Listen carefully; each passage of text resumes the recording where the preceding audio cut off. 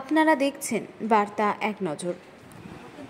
বাংলা জুড়ে বাঙালিদের সাড়ম্বরে পালিত হচ্ছে জামাই ষষ্ঠী। তাই সারা বছর সারা রাজ্যের পাশাপাশি মালদার গাজলে জামাই ষষ্ঠীতে মেতে উঠেছে জামাইয়ের শাশুড়িরা।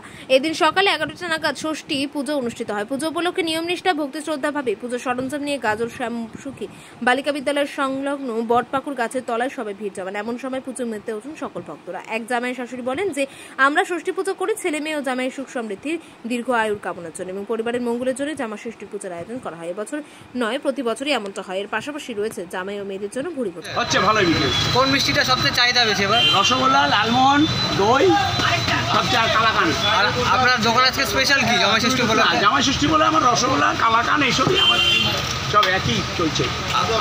আর দই আছে? দই আছে গঙ্গারামপুর, নবদ্বীপ। আচ্ছা, এই লোকাল। তো কি আশা রাখছেন কেমন বিক্রি হবে এবার? হবে টুকটাক হবে। আর যেটা আছে আর গতবারের তুলনায় কি এবার বিক্রি হ্যাঁ বেশি আছে? আপনার নামটা? প্রশান্ত পাল।